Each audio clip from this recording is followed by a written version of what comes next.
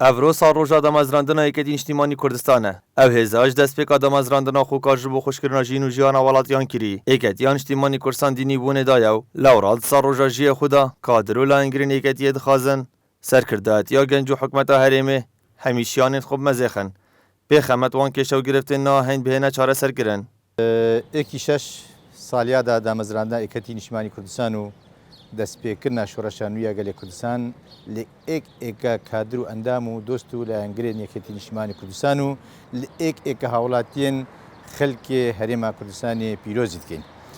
دیاره یکی شش بخوا ورچرخانک بود میجوا بزاف آزادی خوازه کردستانی ده چونکو شورش که نو الکردستانی آوای کی نو برپا بو و همچنین بیشتر درجه دان بو شورش بری یا هریم کردستانی. و هالكفتي امید کم اکیش نشمان کردستان جی هر دم خالپش بو که بو چه کمالایتی چه بو خلق کردستانی بردامی هر هبتنو پشتوانی کام ماستر بکتن چون امید آوی خلقی راستی اکیش نشمان کردستان هکر اکیش نشمان کردستان هبتن اشین بجمتا بمعنى آزادیه هی هر به هالکفتی گنجولا و یکتی اجتماعی کردستان دخازن. کوی کتی پتر گرینگی بتاخا گنجام داد. چونکه گنجان دیناموی آواکرنو بشکفتنا هر ملتکه.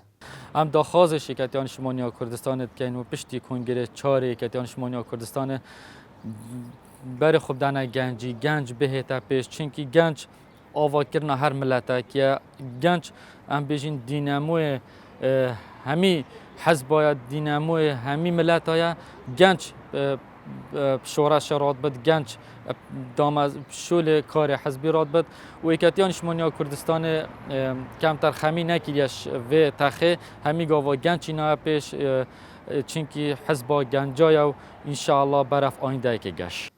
یکتیان اجتماعی کردستان و سال 1975 سردست سروک مام جلال و حوال نیو هاتی دامازراندن. تانو که جی هر اوهز بوده که چندین شهید و قربانی داین. جبه خدمت کردستان که آزاد و دابین کرنا جیان که خوشبو خلقی هرما کردستانه. متین محمد با دینان میدیا دهوک